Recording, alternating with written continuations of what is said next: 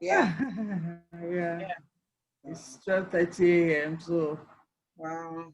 I have to sacrifice some sleep, but it's okay. I'm sorry. No, Does no, no, anybody know that's how okay. long this is going to be? About 20 I minutes. We could make it. Hey, Doc, what's Oh, happening? Going pretty good. How's Hello. everybody good doing? evening, dog. How's everybody doing? Doing Doing great. good. Yeah, Doing doing good, doing great. good. Hey, Michael. You're on mute. Hey, Michael. Hey, How are things going with you? doing pretty well. Things are kind of calm at the moment. Okay, good. Calm is always good. Yeah. Calm is way good. Yeah.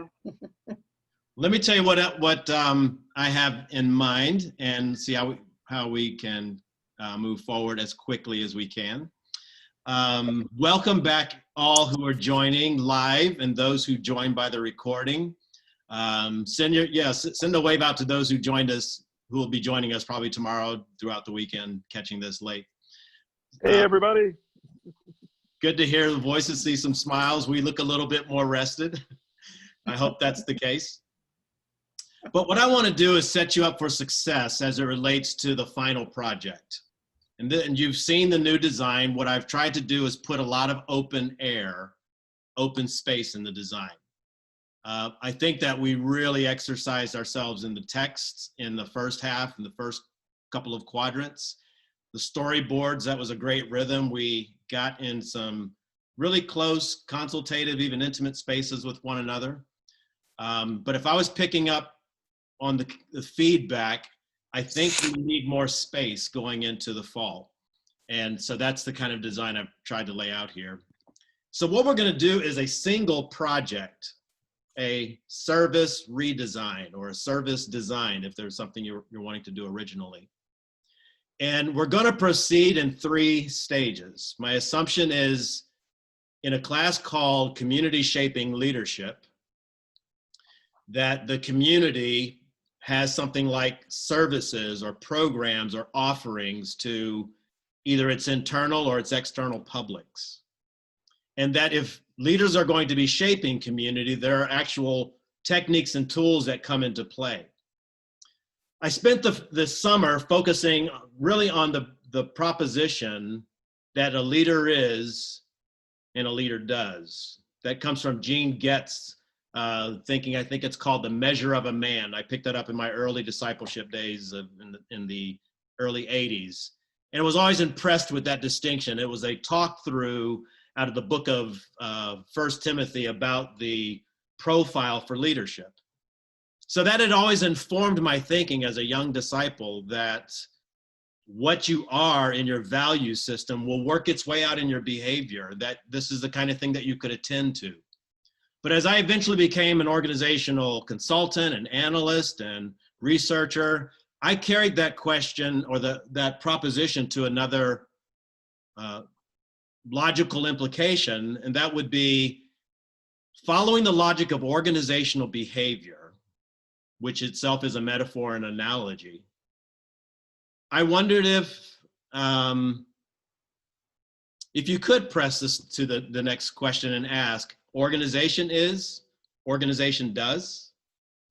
Could we catch an organization in the act of living its behaviors and living its values by observing what goes on around the place? Well, I've given a good portion of my career to the answer yes to that. So being a steward of this course and being aware that I'm working with doctoral students who have a bibliographic command as part of their exiting task. You've got to master a dissertation, you've got to collect data, you've got to analyze data. It seemed good to me that we would shape a space where I could serve you out of my strong suit. I've taught research skills 40 different times since 1995, mostly to doctor ministry leaders.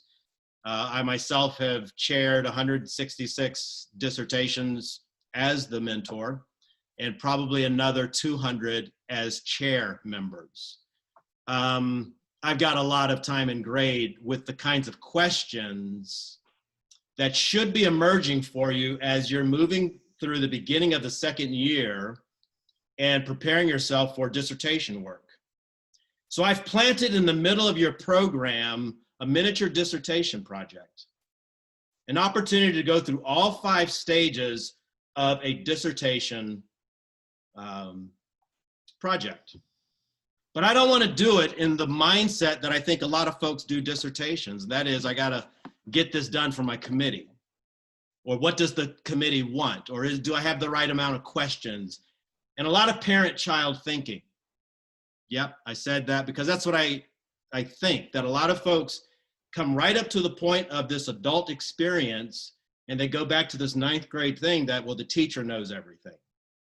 And what I want to do is set you up on the strong footing, on the adult and strong footing that you have been using the dissertation questioning process your entire life.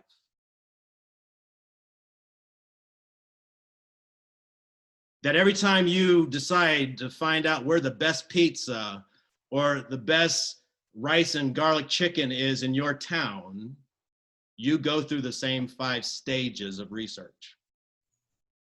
And what I want to do with you this term is to approach the community shaping part of this the way consultants approach a organization that has an opportunity, a growth opportunity, a design opportunity, a change opportunity.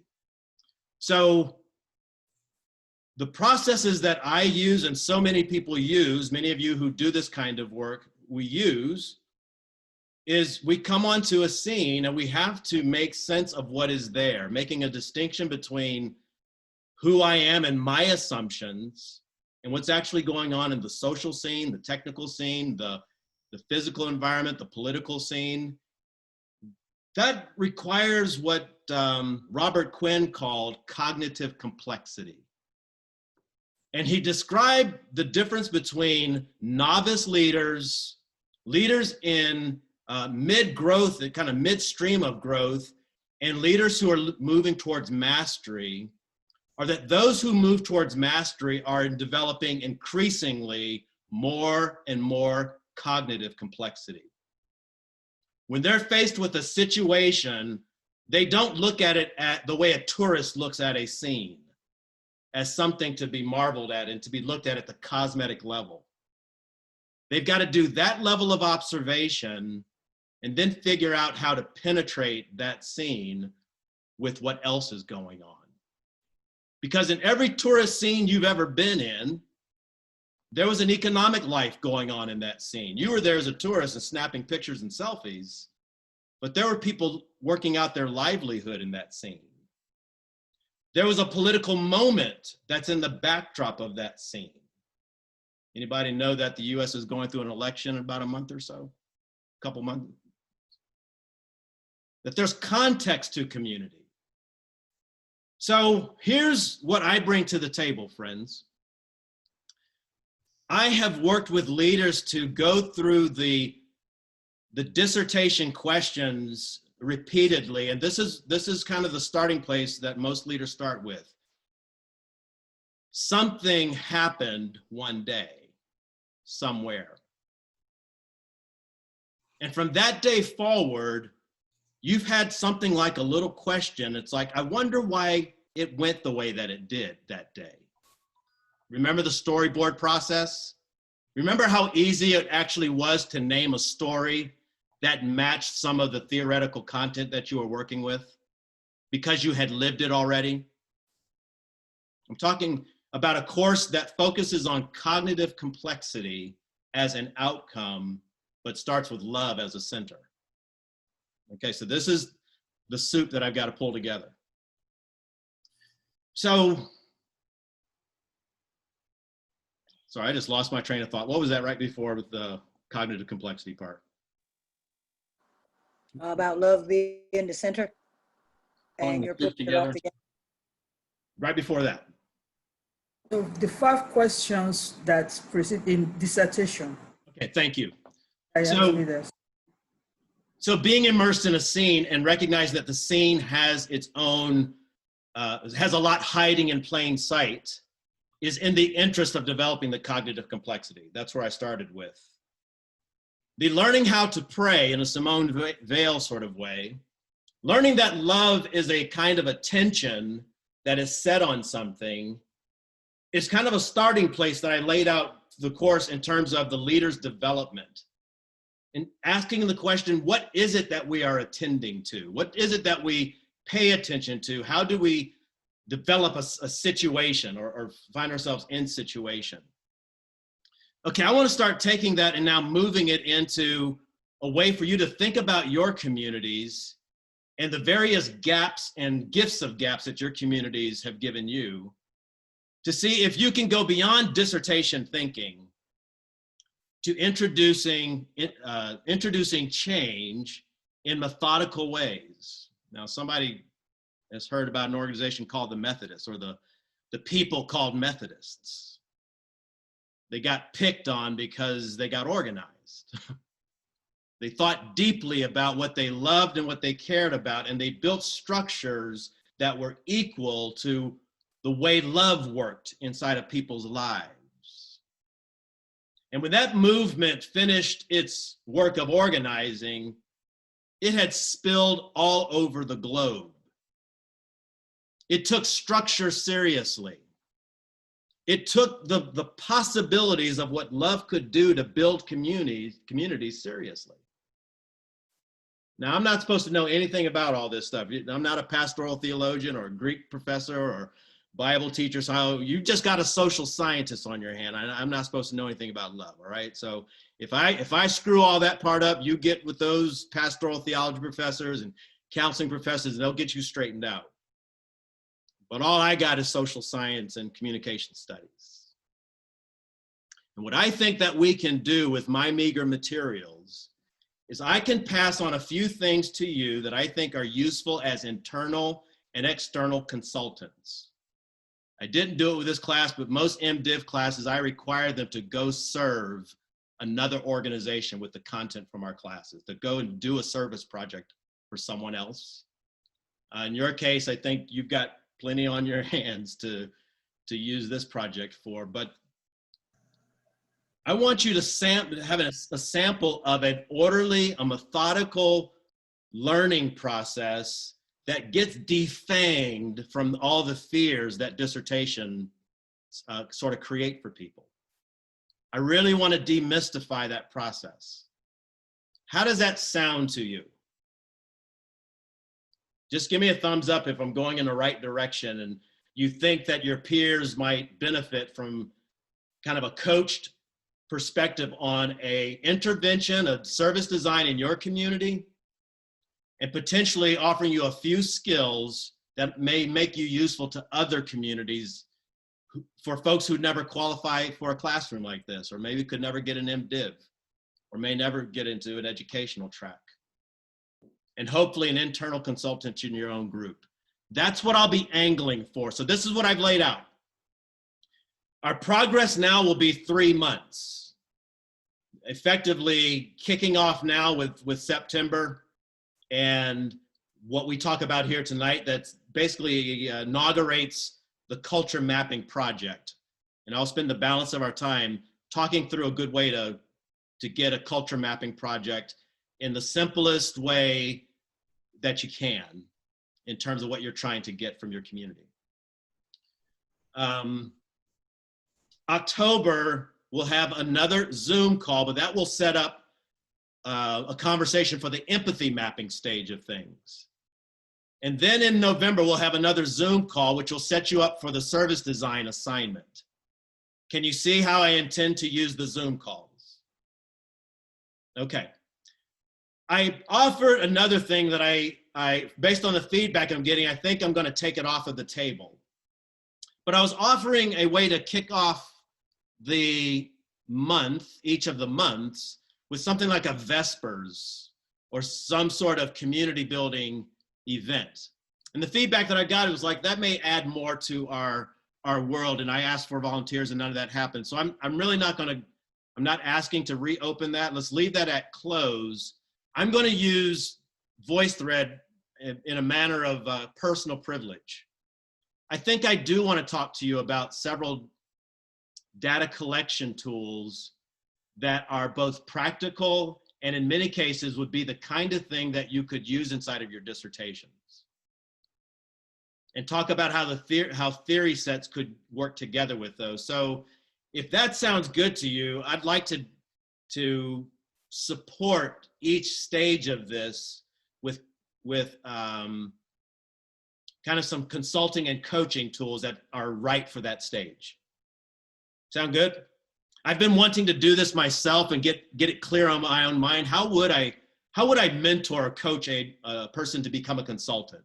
So that's kind of the internal project that I've taken on. It's like, I wonder if I could put this together in kind of a sleek package for you that would allow you to like pass it on to someone else who's another leader in your community that you think's got good eyes for kind of methodical problem solving and stuff.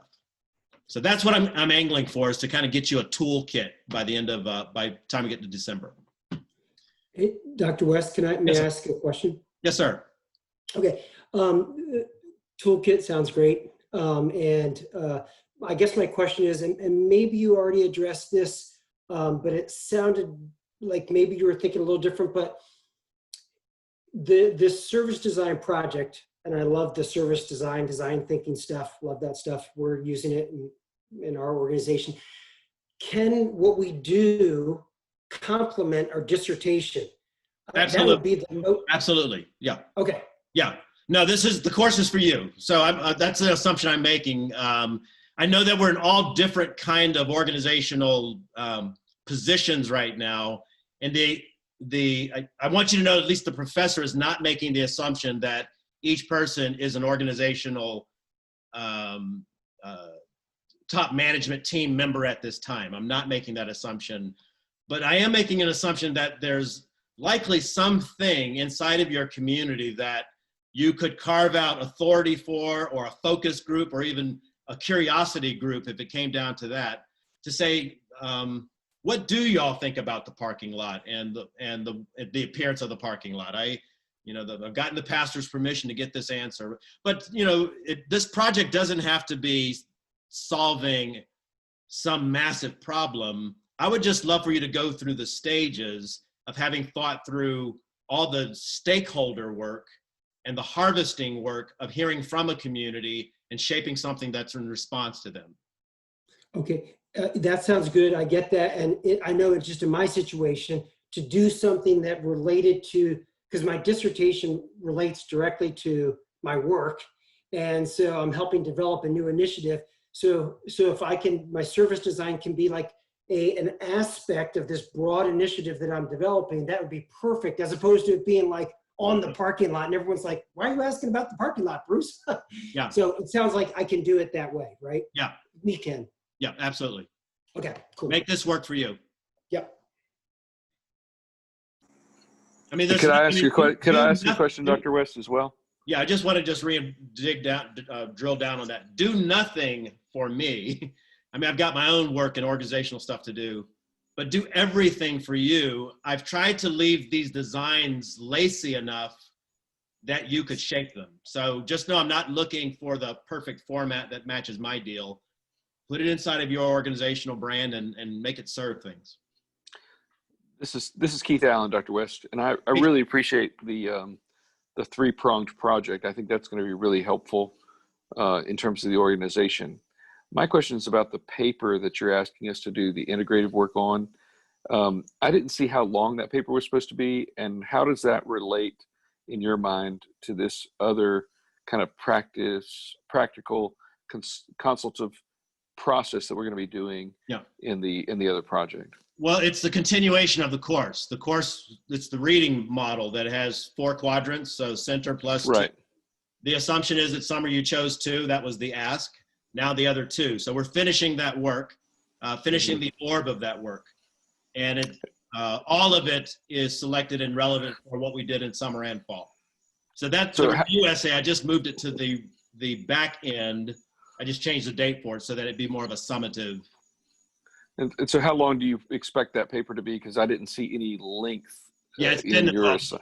It's in the syllabus, 10 to 12 pages. Got it. Thank you so much. Yep.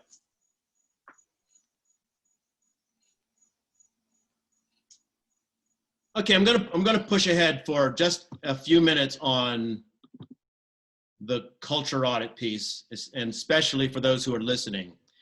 As we ended and by the way, we will reserve time for those who would not want to stay longer for Q&As at the end. As we ended the summer, I asked you to get involved with a closing project that seemed fitting as a bridge project. To kind of close down leader is, leader does, community is, community does, from the summer conversation to preparing you for a more social experience where you would be doing interviews or small focus groups or learning groups of some kind. But I thought before you went into kind of the learning theater and was suddenly aflood with other people's thinking, that it might be good for you to have your own grounding experience and kind of a heads up as to what is going on inside of the culture, getting a chance to see what hides in plain sight. So we came up with a pre-culture audit piece. In one of the final videos, you may recall I held up a black rock. Does anybody recall that? And I talked about the difference between form, function, and meaning. That I could hold the rock up and you could see its form. And I described it to you and I clicked on it, made sounds. Its function was somewhat ambiguous, but you could stack things on it. We made up ideas. You could put it in a walkway or something. Its meaning, I left hanging for you, saying the only way you would know what that piece of rock meant to me is that you would have to ask me. Well, I'm a cliffhanger type person, kind of a drama type. Let me tell you the answer to that question. The piece of black stone that I was holding is a piece of coal, or mineral that I was holding was a piece of coal. It was a piece of coal that I took out of a creek bed that was behind my family homestead in Paint Creek, West Virginia, right along Interstate 64. Every summer I would spend there. Now, if you came in my office, you would just see a black piece of stone. But doesn't that take on a little more meaning now to hear that my dad was born about 17 miles from there? My mom and dad were married there. That coal is what my ancestors did in that area after slavery. Is it just a black rock? Or is it a story? And at the end of the semester, during one of the Monday Matters or voice threads, I said something like, behold your teachers. And I was talking about your team and how one learns social laws, because you'll never lead more than a team. Well, what I've been trying to do is provoke something that Susan Stibbings calls the questioning frame of mind. And she says a necessary and sufficient condition of asking a question is being puzzled about something. They should not be puzzles unless we already know something about the problem. A complete absence of knowledge and a complete knowledge about something are logically incompatible with the questioning frame of mind. My friends, I've been trying to provoke curiosity. And I've been trying to provoke an awareness of what you already know about a thing and what you don't know about your own thing because of how it hides in plain sight. So a questioning frame of mind.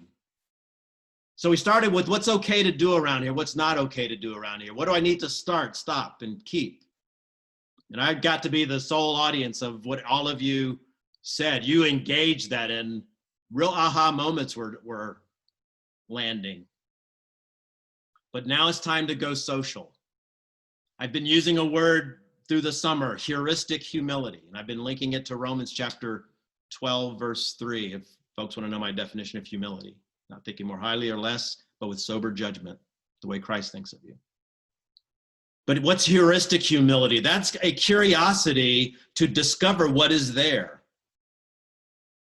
To know, to already be knowing something, like Susan Stebbings says, may have us closer to a place of arrogance or puffed up, as the love passage talks about, versus the other option, which is to say, what if I don't really know what's going on? What if there's more to this scene? What if by humility and questions, this opens up for me?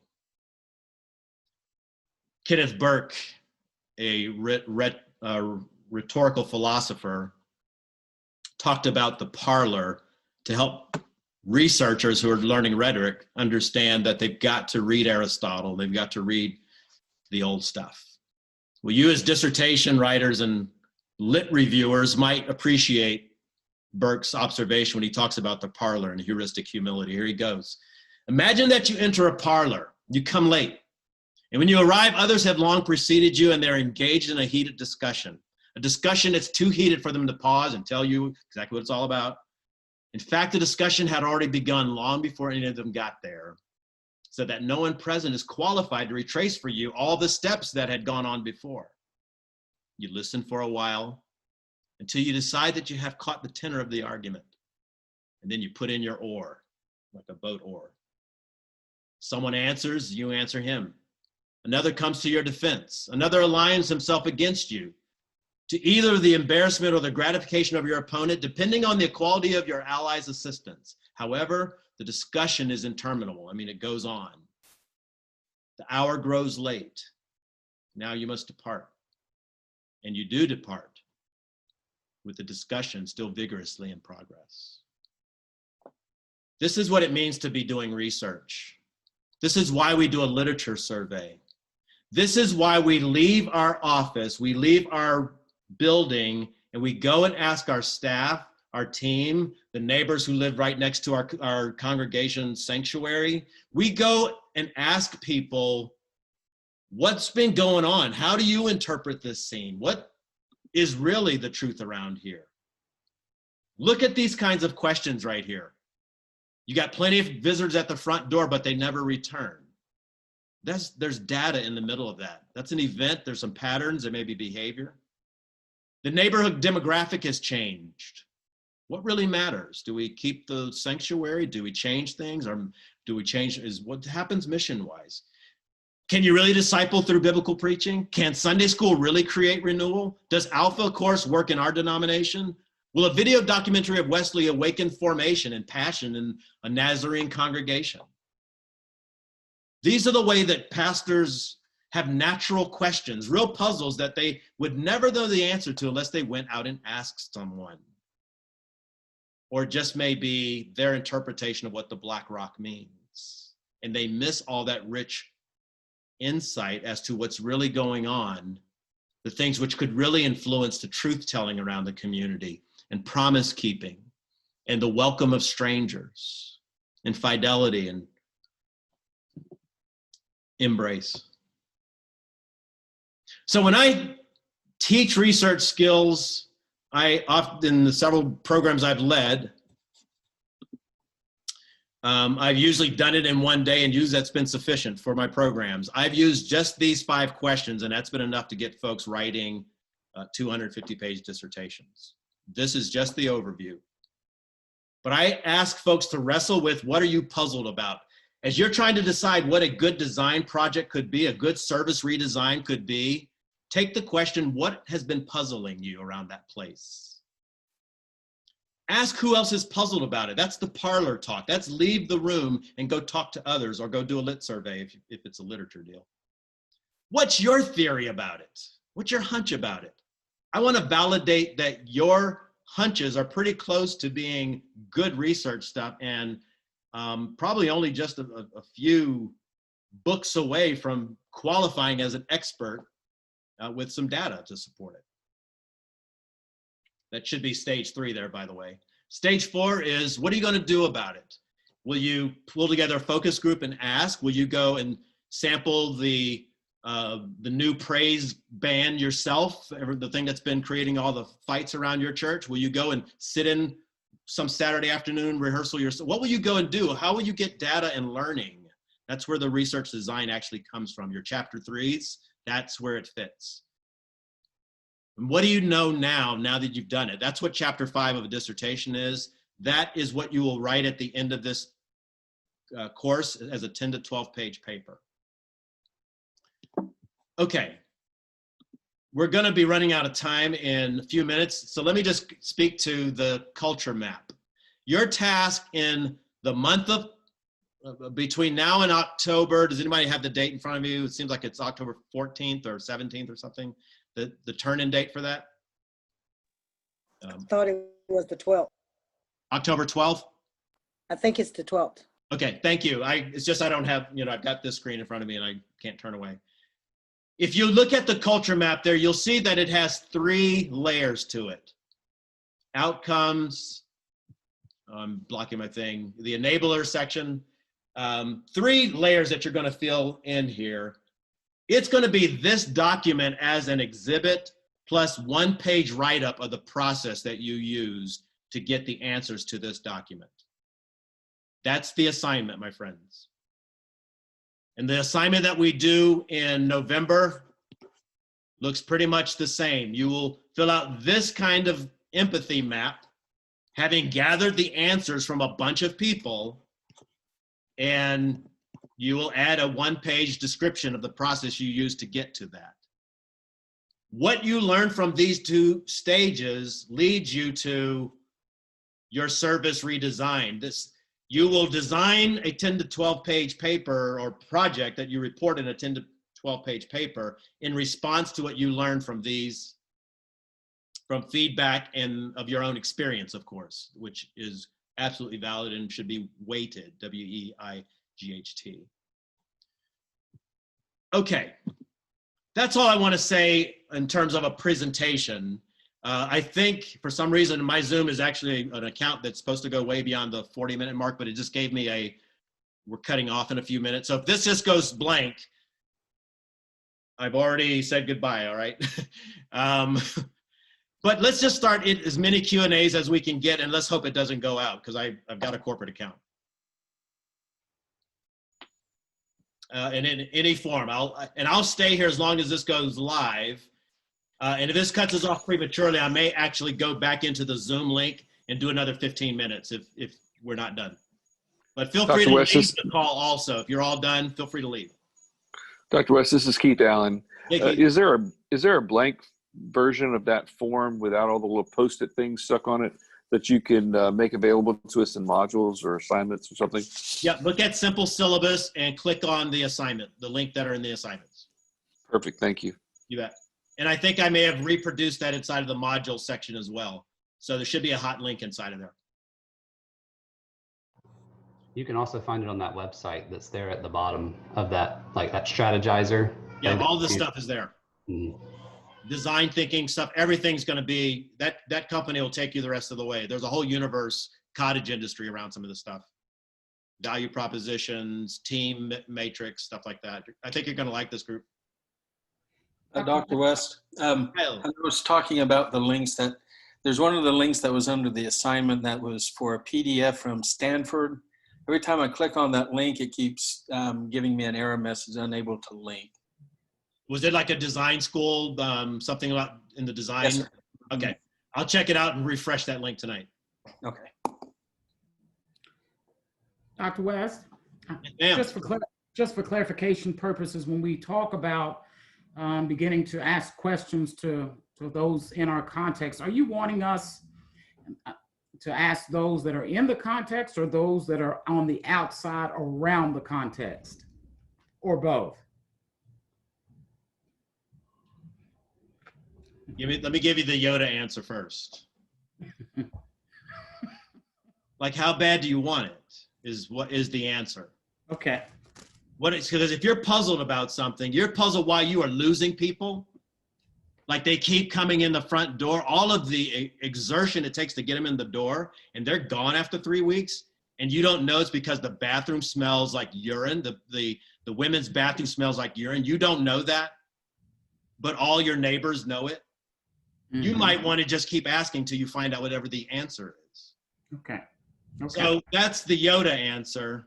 Gotcha. The academic Russell, don't tell on me to the principal answer is do what fits inside of your time, your scope. Don't make this onerous. Can you pick up the signal? 1 page of writing, a 1-page document. Go talk to real people. I think the most of your time is going to be spent out there talking to the people, talking about the black rocks that they've got. Okay. I mean, and if that became the story, that you spent 8 hours this term talking to your people wherever you found them, and you spent 2 hours preparing 3 documents for me, that's fair for what we're trying to do. Okay. Hey, All right. hey, Dr. West. Yo. I love the idea of getting out and talking with people. That's great. I clicked on the, just real logistically here, I clicked on the link both in the simple syllabus and in what you had sent us for that culture map. Yep. This blog Strategizer. Yep. And it comes up, it says work in slices. I'm at strategizer.com. It doesn't have it as a PDF. Just roll it up. Roll up. Okay. I'm These- rolling up. Well, tell you what, just if you go to the top of their page, go to strategizer.com, whatever it is, look in their resources. All this stuff is there. There's more than this stuff there. And there's 10,000 copies of this out on the web. You don't have to use my link. Put the word culture map, put the word empathy map, put the word design thinking in, and then you will run back to my syllabus going, thank you for making it quiet.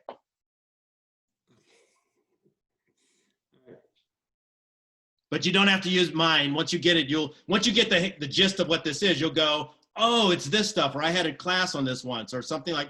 So the novel thing would be asking people about their black rocks. That's the only thing that's really hard to get at here. I mean, did you find the culture audit I asked you to do difficult? Stop, start, keep, and that's not difficult stuff. But the 5 questions you were talking about are easy. I mean, that's, yeah, obvious. Those are the kind of questions asked. I was just looking for that particular tool, and I was having a little bit of a hard time finding that particular document. For sure, I was still riffing. Hey, Bruce, send me an email. I'll make sure that we get that correct link to you if you can't find it. Okay. Well, Yeah, I'm going to refresh all the links. resources. Don't worry about it. I'll refresh all the links. It might be by noon tomorrow, but I'll refresh all the links. Okay. Thanks, Dr. John. West, I'm not having a problem with those links. Mine come up automatically when I click on them. No The problem. one on the Strategizer, the best practices on how to use the map. So far, I haven't had a problem. They all come up for me. Yeah. Yeah, the link comes up, CJ. It's just that particular document, the culture map, as an empty document that we could use, I can't find it. I can't find resources on strategizer.com. But Bruce, do this while we're on screen. Type in the word culture map just in Google, and then hit the word images, and you'll have more than what you need. Somebody will have a Word document version. You know, there'll just be hundreds of them. Anybody else got anything else? It's good seeing your faces. Welcome, Good seeing you Jeff. too. By the way, welcome Jeff Brooks to the group. He was part of last